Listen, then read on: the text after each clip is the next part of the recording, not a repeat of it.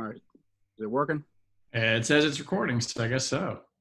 All right. Well, hello, students. If any of you actually watch this, you know me. I'm Mr. Elkins, Mr. Harris. Do you want me to call you Mr. Harris or Shane, by the You way? can call me Shane. Okay. So, Shane, would you like to introduce yourself and just tell us why you're here? Sure, yeah. I'm Shane Harris. I'm a reporter with the Washington Post, the newspaper in Washington, D.C.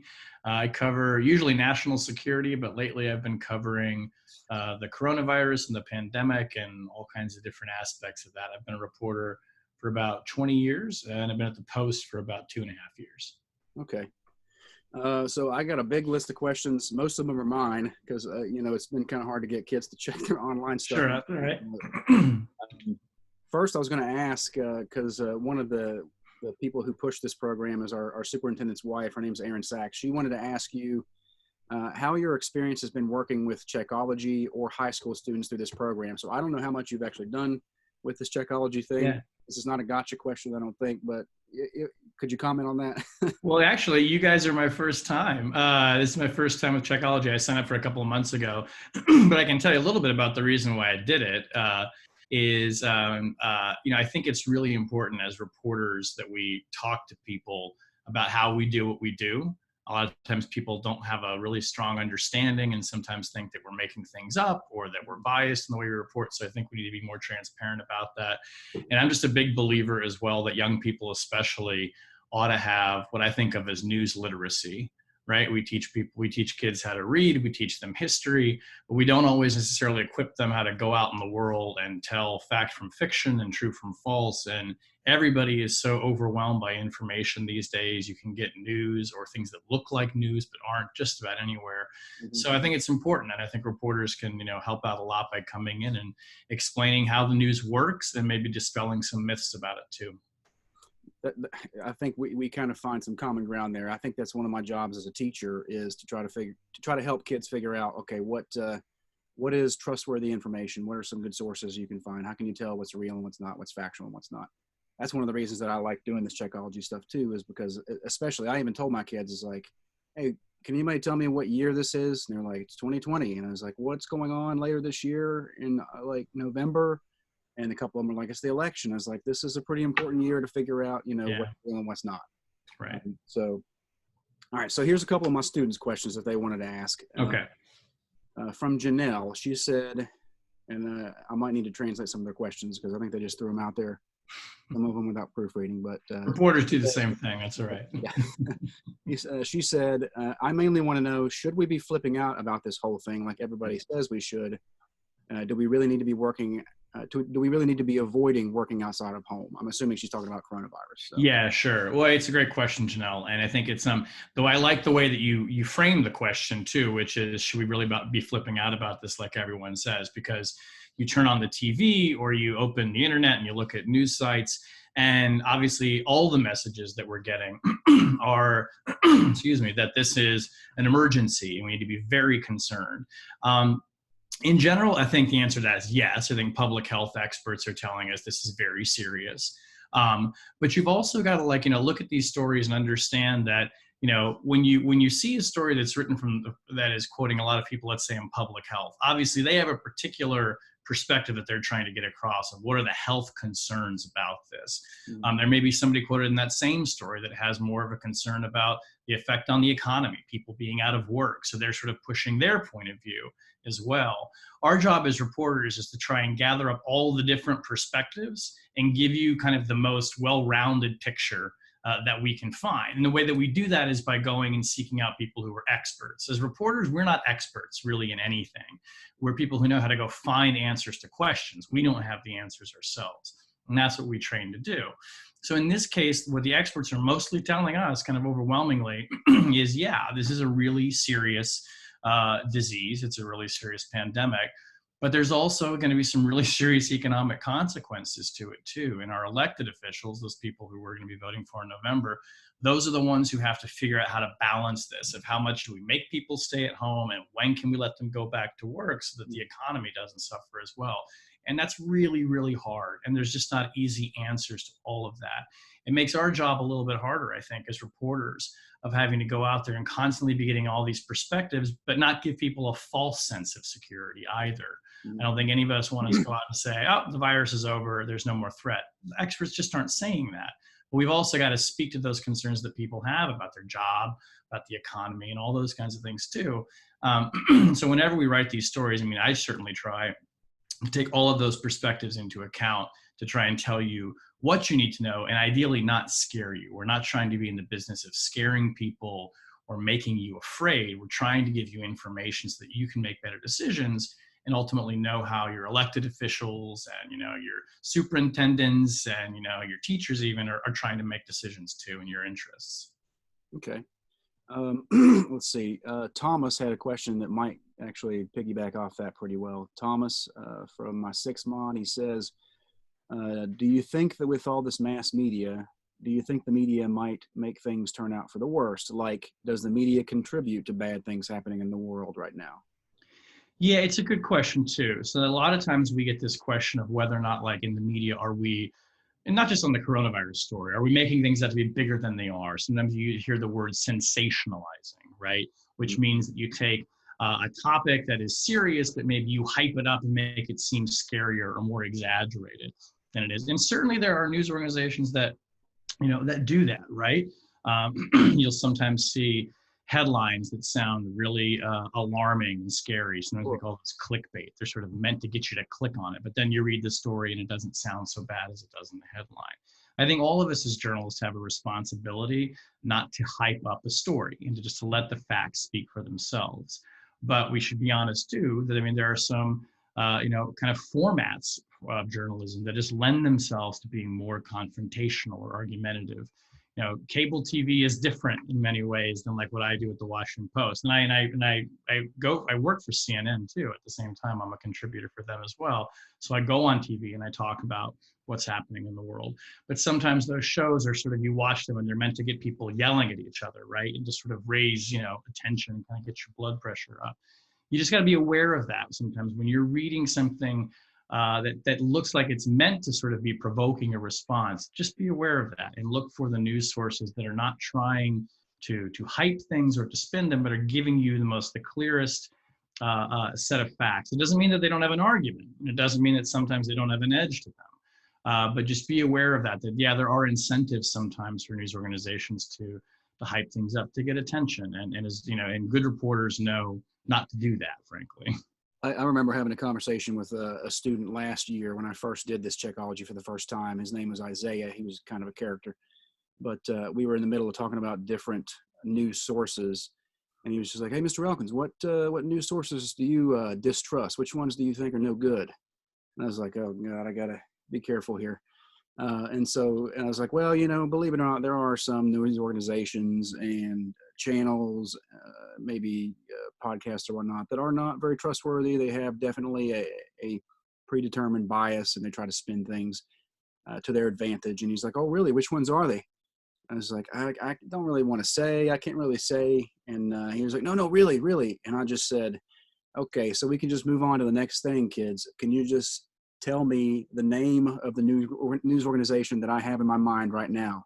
And they all yelled it out. They knew exactly which one it was. So, I mean, I think we don't give students enough credit in being able to pick up. Yeah. Times a lot of the times they can tell which one's biased in certain ways. So I had to give them credit because I didn't say it. I didn't say it out loud. As a teacher, you know, it's kind of the same way with the journalist, is that I have to be careful and not show my personal bias whenever I'm in the middle of a lesson. So, right, professional in that way too. Sounds like your student might be a future reporter. He asked you a hard question. He would ask some hard questions and some totally off the wall questions. Okay, good. Those are all right. So great kid.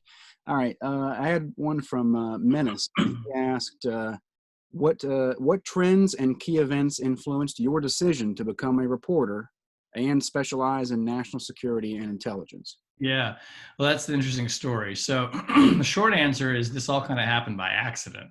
When I was in college, and even before that, when I was in high school, I was very interested in writing and in creative writing. You know, I did a lot of stuff in the theater. I wanted to write novels. I was very into movies. When I was in college, I was in a sketch comedy troupe, kind of like Saturday Night Live and that kind of stuff. And I always thought I would go write fiction and do creative writing. And but I was also really interested in government and kind of in politics too, and in history, very interested in history. And so after college, I needed a job. And it kind of occurred to me, well, maybe I could go work for a magazine or a newspaper and sort of do journalism while I'm, pursuing this other life of being a writer, and had no real understanding at all about how you even do that. And this was in the late 1990s, so at a time when the internet was just kind of becoming a thing. And, we still had mostly print publications, but the internet was kind of moving in. And it was fortunate because having just come out of college, I was like the kid who knew how to use the internet in a lot of these places. So it gave me a little bit of an advantage, I guess. But I got a job because I needed a job. So what was it like in those newsrooms? So you were like the young gun that kind of understood technology, and you have these old reporters that were so old school they didn't understand that type of A thing? little bit. It was a little bit like that. It was a small magazine, and there was one guy who ran the website, and he was also a managing editor, which is kind of a top person in the magazine, kind of a boss. And the person who hired me said, well, this is a research position, which is kind of like an entry level, low level position. And we really want somebody who's graduated from college because you know how to use the internet. And we think the internet has a lot of potential as a research tool.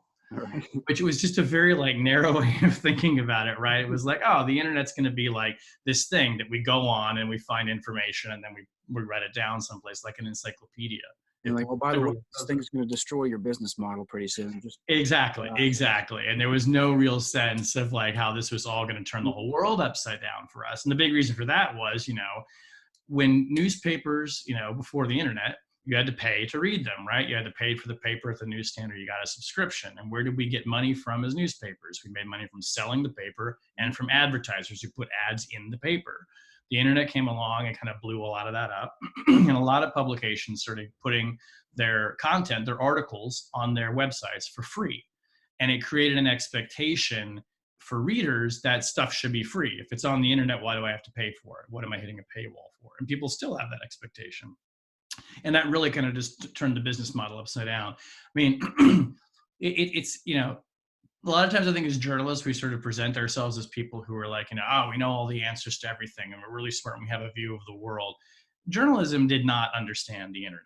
And I mean, and we made a lot of really big mistakes in the way that we related to it, I think, early on as a business. And it, it just kind of changed everything. And so, but for a kid who was interested in writing, I was young and not making that much money, so what did I care?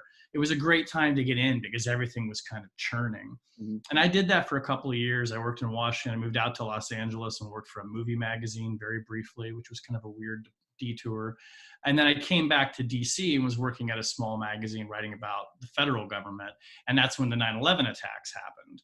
And after those attacks, there was nobody in our newsroom at this magazine that was really covering intelligence, like the CIA and the National Security Agency and the FBI, all these really big agencies in government that now were kind of on the front line of what we then called the war on terror, or the war against terrorism. So I just sort of raised my hand. I was like 25 years old and said, well, I'm interested in this. Can I cover it? And they said, yeah, great, go. We need somebody to cover it. It was such a huge event. Not unlike what we're going through right now. It was the only thing that people were talking about. And it was the only thing people were writing about.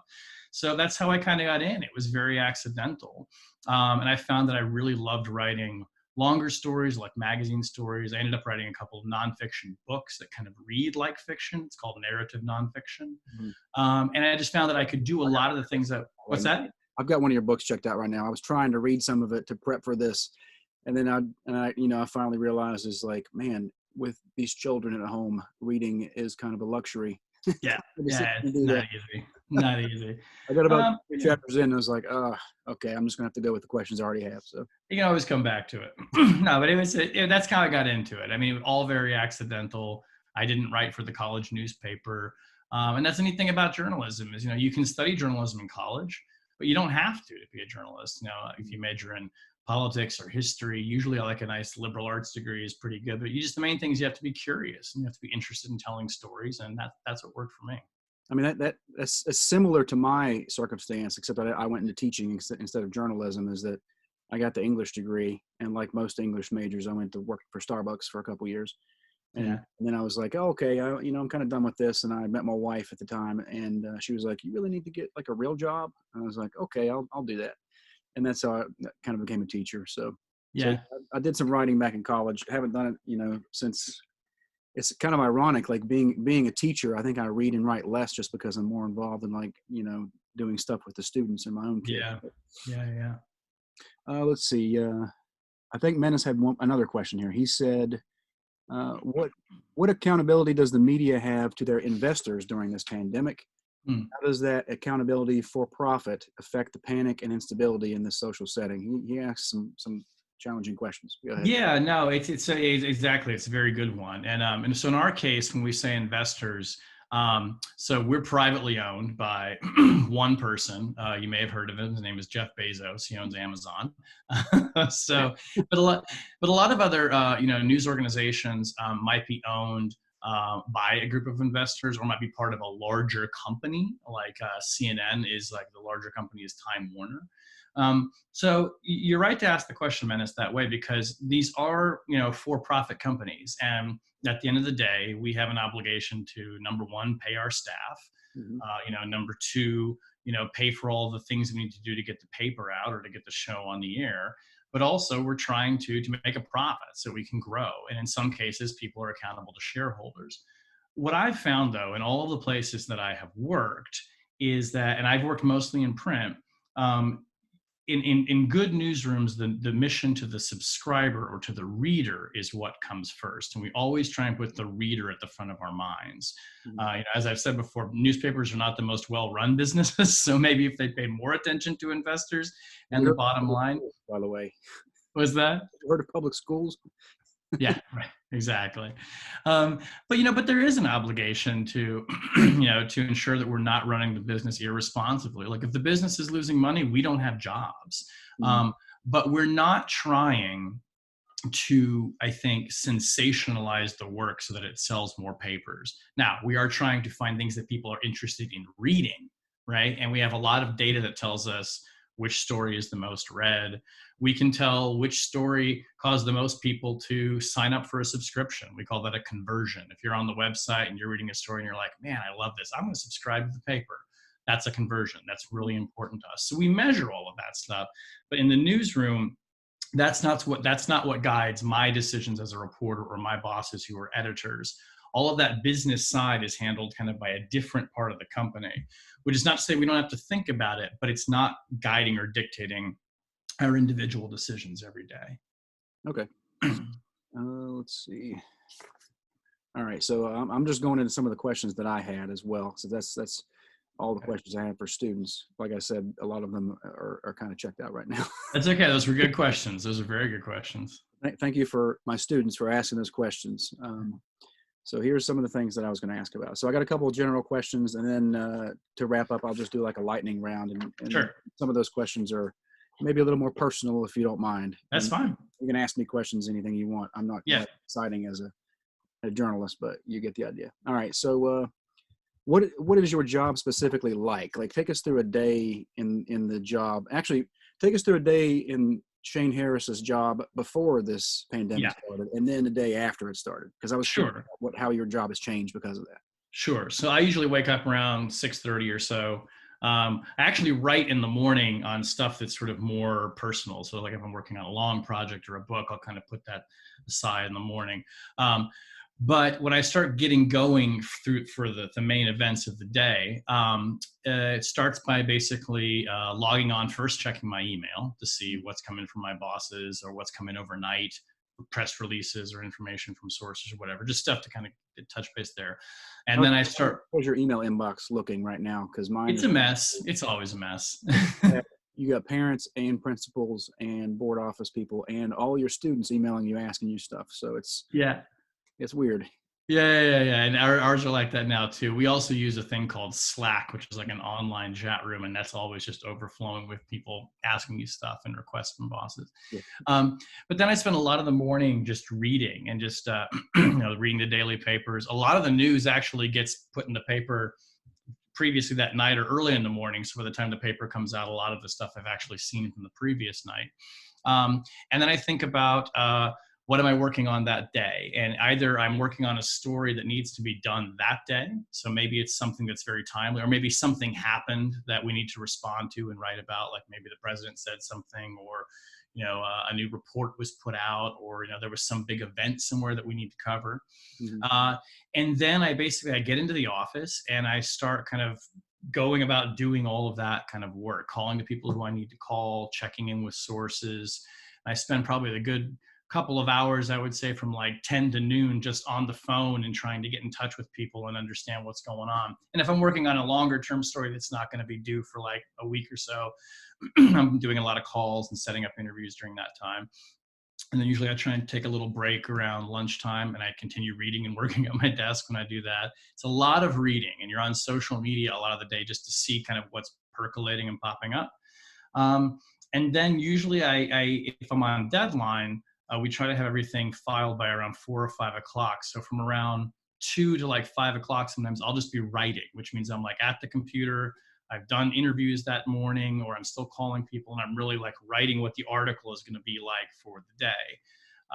And then by 5 o'clock, ideally, it's filed. Usually it's hopefully edited by 6. And then kind of like the official work day sort of stops there, but then I might go out and go meet a source for a drink or for dinner, do some more reading, make some calls. Sometimes people can't talk when they're at the office, so you have to call them when they're at home.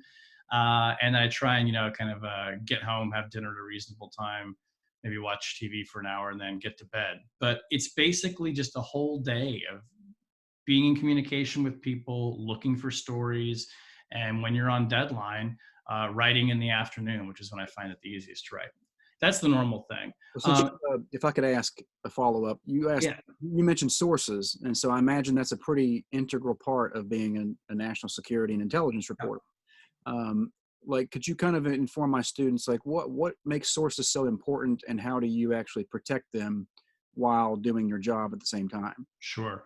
So sources are the end all and be all of reporting. It's everything. We have nothing without sources. When you see an article that I've written, it's not something it's not my opinion. It's not something I pull out of thin air. It's the information that I've gathered by talking to people. And those people are called sources. And I have sources that are regular sources that I check in with a lot. Mhm. And sometimes those people are telling me things that they might get in trouble if their bosses ever found out that they were talking about it, because they're not supposed to be talking about it, but they think that it's in the public interest for people to know, or they want to get it out there. And so it's my job to make sure that if I've promised to protect their identity, to keep them from getting in trouble, that I really make sure that I take steps that they can't be discovered, or that people can't find out that we're talking. Mhm. So that's a big part of just having sources. But a lot of your sources are people who aren't telling you anything secret. They're just people you check in with all the time, just to kind of get a sense of like what's going on. What should I be paying attention to? What's happening today? Kind of what's new. Um, and you really have to be constantly checking with those folks, because that's who's going to tell you what the next story is. That's where you're going to get your next idea for what's important. And a lot of times reporters, if you're covering the White House, for instance, you got to go to press briefings and cover what people said, or what did the president say today, or what do his White House aides have to say about something. So you're constantly checking in with those people, and then putting that information into the form of an article. That's the bread and butter of how we do what we do. Well, you mentioned the White House, and I know some of my students have actually brought this up in class discussions as well. That one thing that the president routinely does in his press briefings and on Twitter is he kind of, I guess, makes fun of reporters and claims that they use, fake sources and made up sources. Do Right. you have a response to that as a journalist? Yeah. So, I mean, look, it's commonplace for politicians to say, the media is biased, or, they spin, or that kind of thing. And we're used to that. Politicians love to beat up journalists. Mhm. It's just kind of part of the system, right? Sure. What's different about President Trump is that we haven't ever had a president who, on a routine basis, says that the media is actually making up the information. That when I say I have 3 sources in my story, he'll say, no, you don't. Those people are all fake. You made them up. Mhm. That's very different than an elected official saying that you're biased, or you're spinning, or that you got the story wrong. Even to say that you made up the information from people who don't exist, that is like the biggest sin of all sins in journalism, Yeah. right? If somebody, in the few cases where people have actually been discovered, even at big time newspapers like the New York Times, of making up sources, they are done. I mean, they are excommunicated from the profession, thrown out. You will never work in this business again. Yeah. It's like that and plagiarism are the two big, sins. Plagiarism being when you steal someone else's work and make it look like it was your own, and you don't give them credit. So that's a real problem, and it's, I don't think we really understand as journalists how to respond when we're being told, when someone as powerful as the president is saying those things about us that just aren't true, and we know why he's doing it, right? Because he wants people to see him as the more trustworthy source of information, and I understand that. Mhm. But it's a different kind of thing when you're out there saying the media is lying to you. We're not lying. Doesn't mean we always get it right. And it doesn't mean we're always fair. We make mistakes. We're human. Sure. But lying, that's not what's going on here. Okay. How do you think journalists in today's political climate should cover the White House, especially in this new realm of these daily press briefings and this coronavirus pandemic? Yeah. Well, I have strong opinions on it that my friends who cover. Oh, sorry. Go ahead. I cut you off. Have you actually been to those briefings? I watched the highlights of them. I haven't actually seen you there, but have you? Yeah, no, so I don't go to the White House briefings because I'm not technically a White House reporter. So I'm on the same, what's called desk. We all work on the national desk or department. We have 6 people who cover the White House exclusively, and they're kind of their own group. And I work with them, but I don't go to the briefings. I cover different parts of the government.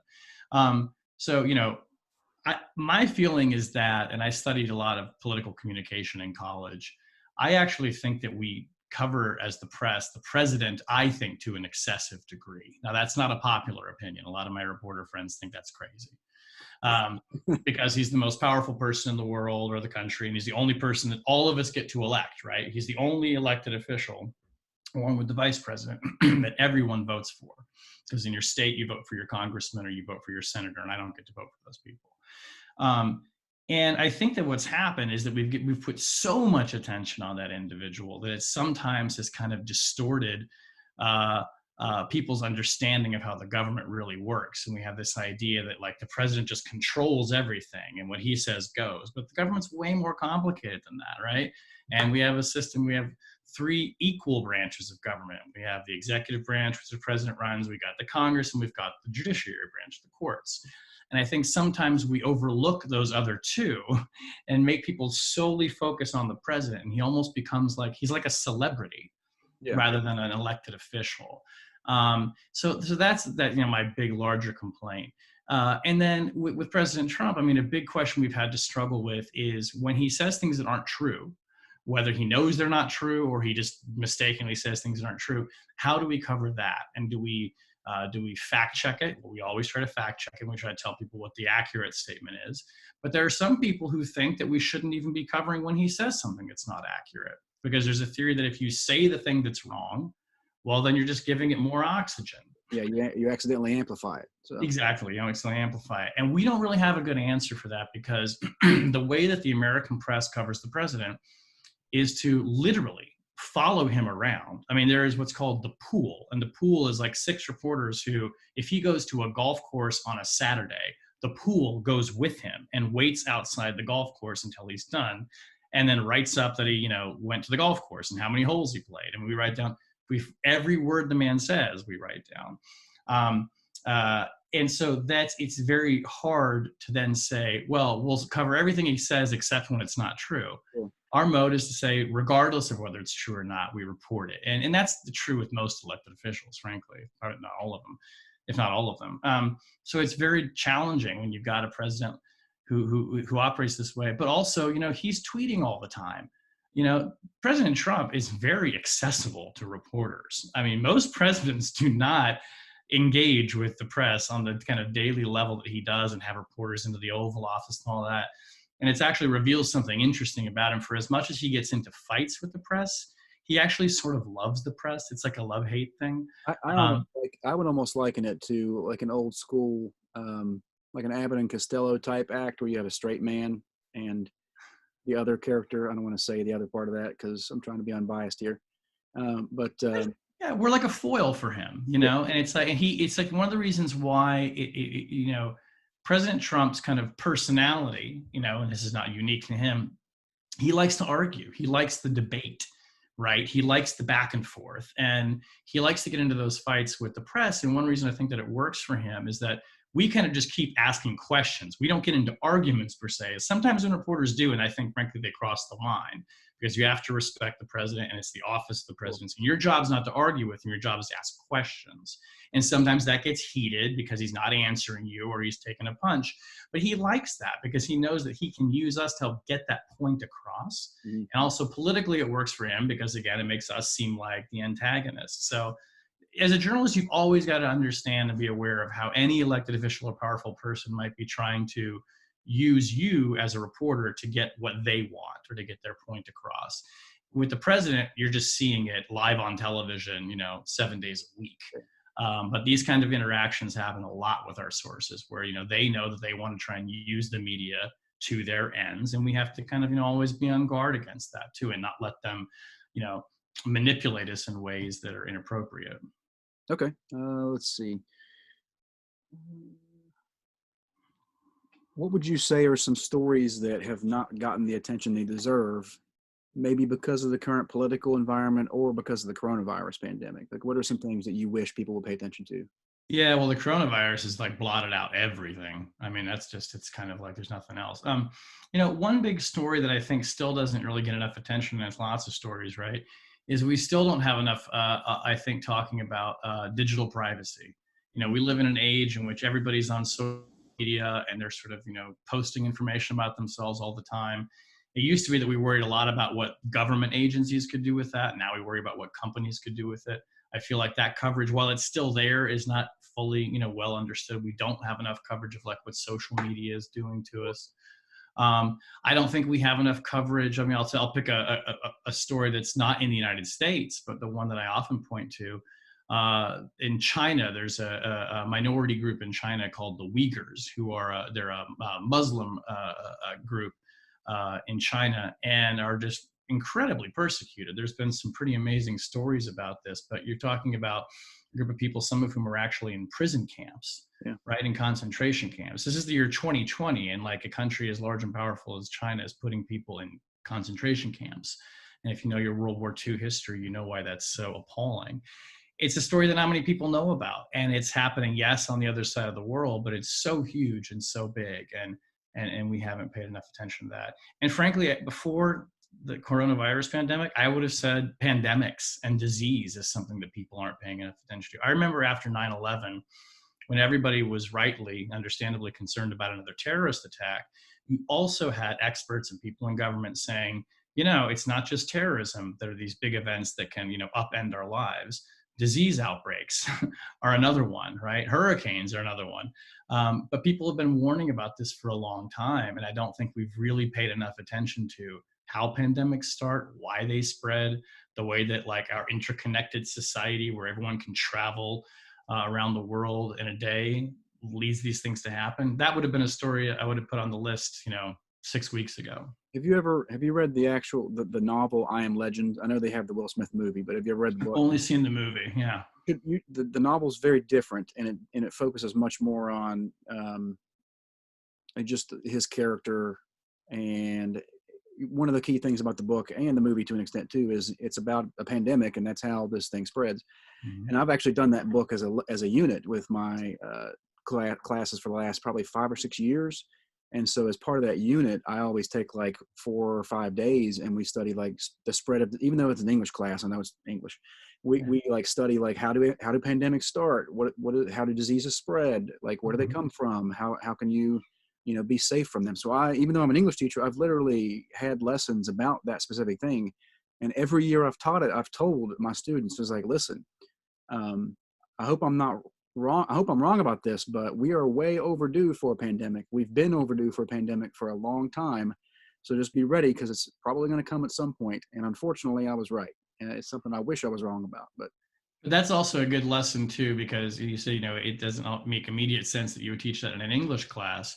But what we know, right, is that sometimes it's fiction and it's people's imagination and writers that can see a future that might be coming for us, and that warn us about it and get us to think about it. And that's a very powerful lesson of what literature can do to alert you to things in the real world. Yeah, you should read that book. It's very good. It's got Okay, cool. more to that book than just the Will Smith movie. I'm not the biggest fan of the Will Smith movie. Yeah, the movie was okay. They completely destroyed the ending of it. Like, I like the first probably 30 or 40% of the movie, and then it just goes off the rails. All right, I'll check it out. Let's see. You mentioned actually, government surveillance and like digital security. And I know that's one of the topics that you guys talk about a lot in the podcast that you host too. Yeah. Why should my students in particular care about that? Because it's, I want my students to actually make a personal connection, to this. Yeah. Kind of, why should my kids care about digital security?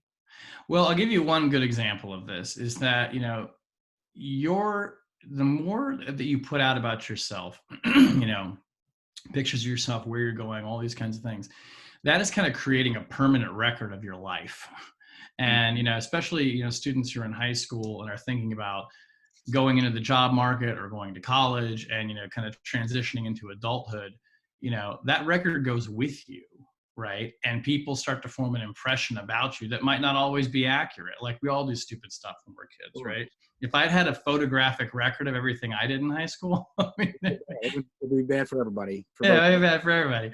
Right. So it's like, you got to think about that. What you're putting out there about yourself, that is, that's, you're telling a story about yourself. And is that the way you want people to perceive you? Because that could come back and have real consequences. Mm-hmm. That does go to things like digital privacy, right? Because when you post something on Instagram, or you put it on TikTok or wherever, that's not your information anymore. You've given that over to a company and they can store it and use it essentially how they want to. There's limits of some degree, but basically it's theirs now, and you gave that to them. And what are you getting in return for that is a question that you should be asking yourself too.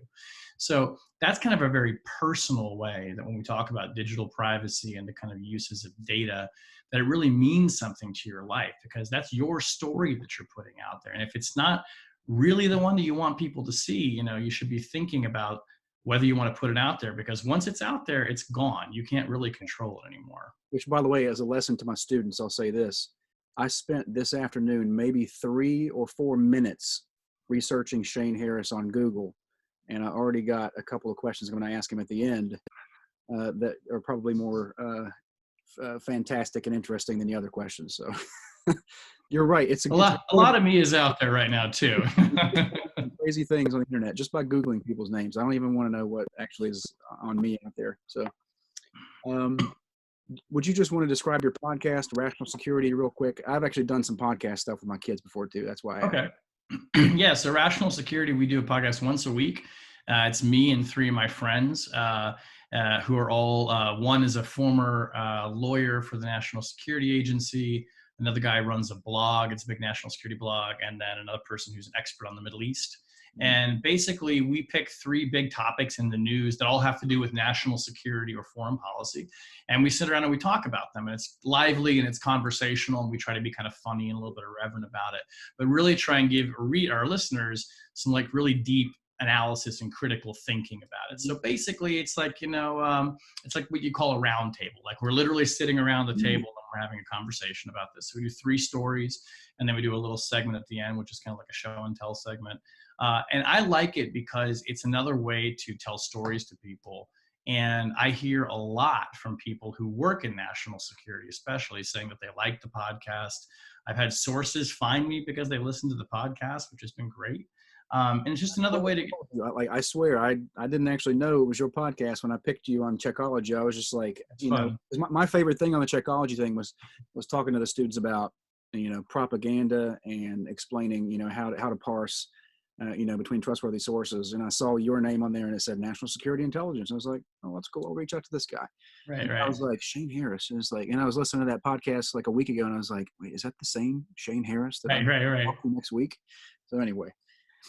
Yeah, podcasts are fun, and it's a neat. And I love podcasts myself. We decided to do a podcast years ago because we all love podcasts. I probably listen to 10 different podcasts in a week, but I'm kind of an addict. Was the last episode that you guys had out? There was an idea expressed on it, and since we were talking about digital security, I was going to ask about that. One of the ideas that some experts have suggested with the coronavirus pandemic is we could use cell phone metadata to like track people and to figure out who's been around infected people. Could you explain that and maybe the upsides and downsides of that for my students? Since Sure. all of them have cell phones, I mean, this could affect them. So, Yeah, exactly. So when we talk about the virus and how we're going to get back to a point where we have kind of like a normal life where people can go back to school and go back to work, one of the things that has to be done is something called contact tracing. mhm. And what that means is that when you find somebody who's been infected with the virus, you want to find, or the public health officials want to find all the people that that person was nearby and could have also infected, so that you can go find them and ideally kind of make everybody stay home for 2 weeks so that the virus doesn't spread exponentially. Well, how do you go find those people? That's called contact tracing. One idea, and Google and Apple have been building a platform for this, is that the phone in your pocket would basically have like, a code on it saying, okay, voluntarily, like I am someone who's been infected by the virus. And it knows your phone, where you've been. You carry it around with you, and cell phone tracking data can give us a pretty good sense, down to some pretty, fine detail. If you ever turn on the map function on your phone, you can see how precise it is. Sure.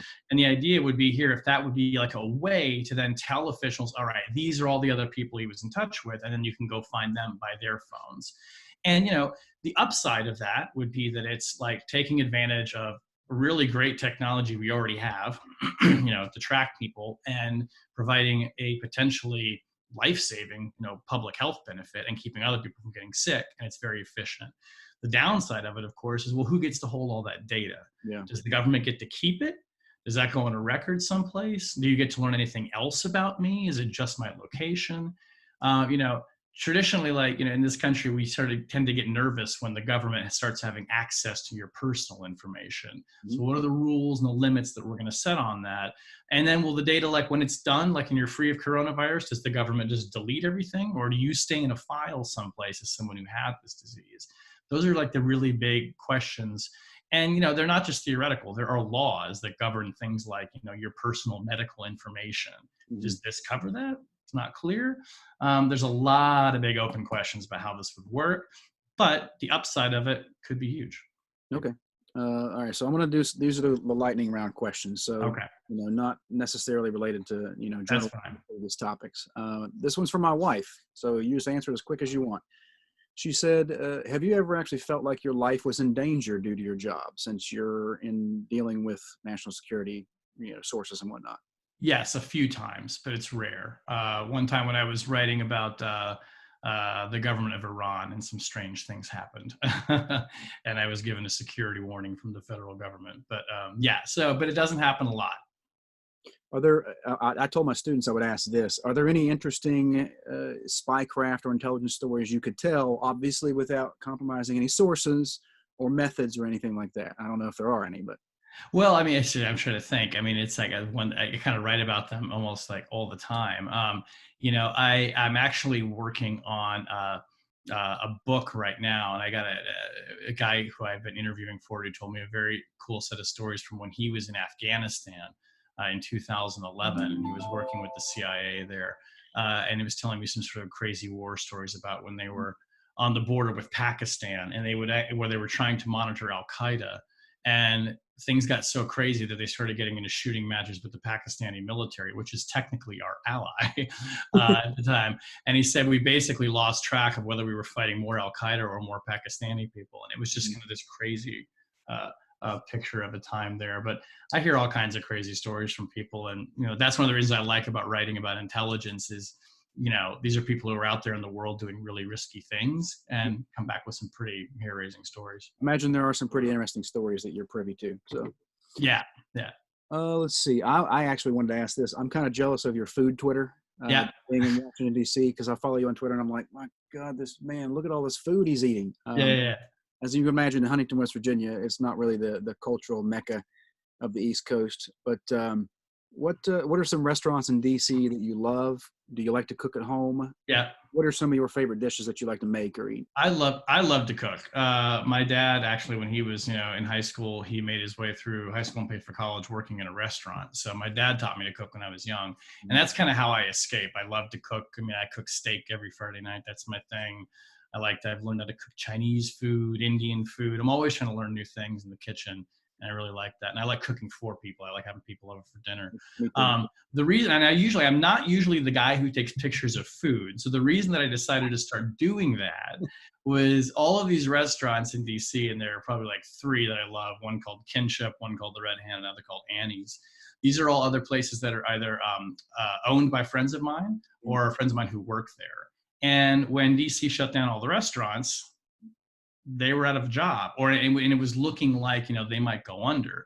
And so what I've tried to do is, since I still have a job and, I've got a Twitter following, I just said, I'm going to go out there and I'm going to tweet about all this stuff that you can get for takeout from these restaurants to try and like tell people, go, they need you. So it's a funny thing. It's like, I'm usually a fairly private person about that kind of stuff. And I don't like being seen as somebody who's like bragging about all the good things I'm eating. What I want people to see is like, hey, you can go get this from this restaurant. So hopefully they won't go out of business. So it's one of I'm trying to sort of help my friends. A lot of the restaurants that we love in Huntington, like our local places, have kind of gone into hiatus for the meantime. So I wish we could do that, but most of our favorite places have kind of, gone into hiding for them. Yeah, and these are real people's lives, and these are their jobs, and they have families to feed too. So it's a very scary time. I'm just trying to, I guess, raise awareness for all of them. Okay. I used to work in restaurants too when I was in high school and college, so I have fond memories of that. I got just a few more questions if we're okay. Yeah. Let's see. Can you explain? I don't know if this will pick up. Can you explain that picture? That's good. I like this. This is good. So that's me and my husband on the right, Joe. And so every Halloween we try and come up with some kind of like, fun, costume that like, they go together or whatever. So if you can't really tell from the picture, but we're both dressed up in bear costumes. Yes. I think I get the joke, but I don't know my kids are not going to get it. And if you look, there's like little insignias from the Russian on there. So I'm wearing like a tuxedo and a dinner jacket. So I am Fancy Bear, and Joe is wearing a bathrobe. So he is Cozy Bear. Now, Fancy Bear and Cozy Bear were the code names that cybersecurity experts in the US gave to 2 groups of Russian hackers that worked for the government. So right. You're right. Yeah. So Fancy Bear and Cozy Bear were the 2 Russian hacker groups that in 2016 were breaking into political organizations in the US and were kind of spewing propaganda and leaking emails in the US. So they were kind of like the 2 Russian hacker groups that were running their intelligence operations against the United States. Okay. So kind of like a tongue-in-cheek thing, we decided to go as Fancy Bear and Cozy Bear, because I was writing a lot about those 2 groups. So like the terms Fancy Bear and Cozy Bear were like ones that were just sort of like in my vocabulary for several months. Okay. Again, I don't think it's too private to comment on since you mentioned it, but you are a successful and well-respected journalist who also happens to be gay. Mm-hmm. Is there anything you'd like to say to my gay students? Because I think representation is important to high school students especially. So I wanted to give you that chance if you had anything to say to them. I appreciate that. Yeah. When I was your age, when I was in high school, it would have been unthinkable to be out. And that was in the early to mid 1990s. And, things change so fast in this country to the point now where, the fact that there can be openly gay high school students, it's amazing to me. It makes me feel great. And the world's changed very fast and sometimes too fast for some people. Mm-hmm. But I guess the main thing that I would want to get across to students is, when I was your age, I thought that being out would limit the opportunities that I would have in the world and that people would discriminate against me and that I couldn't be as successful and achieve all the things that I wanted if I wasn't honest, if I was honest about who I am. I just don't think that's the case anymore. The world has changed. And that's not to say that there's not discrimination. And there may be people out there who will try and, make you feel less than and keep you from achieving what you want. But by and large, this country has come to accept people for who they are. And it's a great thing. So don't be afraid of standing up for who you are and telling people who you are. And, your life, there's the phrase out there, it gets better. I promise you it gets better. As bad as it feels right now and as hard as it might seem, it'll get better. Thank you. And I guess my last question that I had written down is, can you give us some, you mentioned that you're a movie guy. I'm a movie guy too.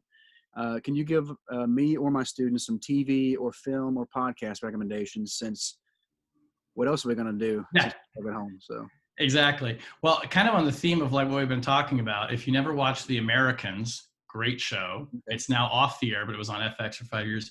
The Americans is actually based on a real life story about Russian spies that came to the United States and lived here and raised families pretending to be Americans. And so it's about two of them. Was Peter Strzok actually involved in that case? I think he was. I Who was thought that? Peter Strzok, was he involved in that as one of the FBI agents for that? Yeah, Peter Strzok, exactly. Because he ran counterintelligence on Russia for the Bureau. Mm. So Peter Strzok was involved in that, right? And so The Americans is a great one. I'm actually reading a book right now that I love called The Splendid and the Vile, which is all about Winston Churchill, who was the leader of Great Britain during World War II, and the month that the Germans were bombing, or the period more than a month that they were bombing England, and kind of what his life was like. It's analogous to right now because they were also kind of living under siege and every day wondering what the next thing was going to happen. Podcasts that I really like. Let's see. Gosh, there's so many. I tend to listen to The Daily from the New York Times every morning, which is a great podcast. And I also listen to the one that we produce at the Washington Post called Post Reports, which comes out in the afternoon. So The Daily is in the morning and the Post Reports are in the afternoon. Those are both excellent ones. There is a great podcast series by Malcolm Gladwell called Revisionist History, which is a really fun one if you're at all into kind of stories from the past, but a whole different angle that you may never have appreciated about them, or maybe something that everyone assumed was one way and actually is another. I used one of those for a class, the revisionist history. It was from the first season. There was the episode about Wilt Chamberlain. I don't know if you remember that one. Oh, okay. A lot of my kids like basketball, and I was like, "Oh, this is a book for them to be interested in this." So. No, it's a great one. I know everyone's into the Tiger King thing on Netflix right now. That was actually a podcast called Joe Exotic, I think, before it was a Netflix series. My students actually emailed me saying, "You got to watch this Tiger King show. It's crazy." So, yeah, I haven't watched it yet. But there's a lot of also just like great news podcasts out there, great interview podcasts. There's a great one on Slate called the Slate Political Gab Fest, which is kind of like what we modeled our podcast after, where they talk about politics and the news and that kind of thing. But those are some of my favorites. And and say while you're trapped at home, like shows like The Americans is one. I also just finished the third season of Ozark, which was awesome. Okay, I've had some people recommend that too. I have to watch Ozark. Yeah. You're probably like the seventh person that's recommended Ozark to me. So it's great. If you like Breaking Bad, especially, you'll like Ozark. I just got done watching this show called Rectify. It was on Sundance, I guess. That was I have not watched that, but I've heard it's great. It's different from other kinds of shows. It's very much a slow burn, but it's really good. Just kind of a very toned down family style crime drama. Yeah. Really Justified is another one kind of like that too. I don't know if you ever watched Justified. That was good too. That was good stuff. What about movies? Any movies you're watching that you'd like to recommend? I've actually. I think what the last movie I saw was, because it wasn't the last time I went to a movie theater. I actually saw 1917, which was great. Great World War I movie, which was awesome. Actually, a movie that I watched the other night, which I didn't even know this was a thing, was called Final Days, or the Final Days. And it's about Richard Nixon. So everyone knows the famous book and movie, All the President's Men, by Woodward and Bernstein, Washington Post reporters who broke the story about Watergate. I showed my students that one. I don't think many of them liked it. Well, they won't watch Final Days then. But Final Days was a made-for-TV movie about his last days in office. And I think the actor is it Lane Smith? I mean, he's kind of a character actor. Easily the best Richard Nixon I've ever seen on film. It's crazy. Okay. And it's funny because a lot of people who, when they play Nixon in the movies, they do like a caricature where he's like very exaggerated and he's always got jowls and he's talking like that. Yeah, and like Smith kind of just eased up on it a little bit, and it sounds more like Nixon. It's kind of uncanny. That was a really good one. And I just watched a movie last weekend called Blow the Man Down with Margot Martindale, who's one of my favorite actresses, about a murder in a fishing village in Maine. And I like Maine, so it was kind of a fun little movie. That's cool. I'm trying to think. Like I said before, it's kind of hard to watch movies with the children running around. We watched Frozen for the 80th time. I've not seen Frozen. Wow, you might have the only kids in America who've never seen Frozen. You have kids? No kids. Okay, you just like watching Frozen by yourself? No. I've never seen it, but all my friends who have kids, they say they've seen Frozen like 80 times. Well, we've fortunately missed that. All right. Well, somebody should write a story about you. You're like the only family in America that doesn't have Frozen like on repeat in the background.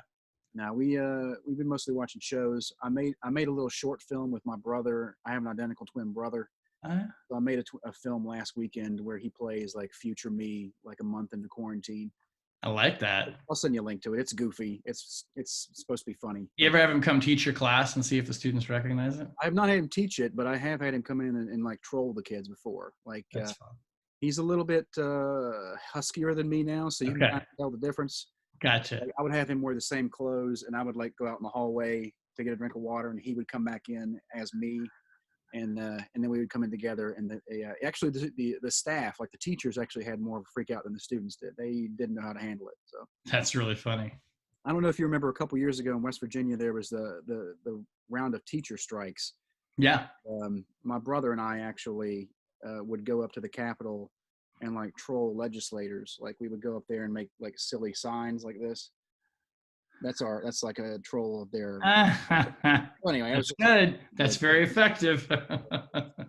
But anyway, I don't want to take up any more of your time. I know it's almost 2:00, and I don't know how many of my students are going to watch an hour interview with Shane Harris and Kate Elkins. So, but I really appreciate you sticking around for my questions for my students, and thank you for doing just being a great journalist. I do actually read your stuff, and I subscribe to the Post. Students, you should pay for your news, by the way. There you go. It's a good way to actually get trustworthy information. All right. Well, I appreciate it, Cade, and thank you for students who watched, and hang in there, everybody. I know this is not like probably the summer that you had in mind either, which kind of sucks, but we'll get through all this together. And I think I especially feel bad for my seniors who are getting cheated the last 9 weeks of their high school. Just hang in there, guys. We'll we all feel for you because we all remember our senior year too. So I'm sorry that it's not the way I'm sorry it hasn't turned out the way you would have liked, but we're all thinking about you. Well, thank you very much, sir. You have a good day, and good luck reporting on these weird times we live in. All right, cool. Stay in touch, Cade. Good to talk to you. Thank you. All right. Bye-bye.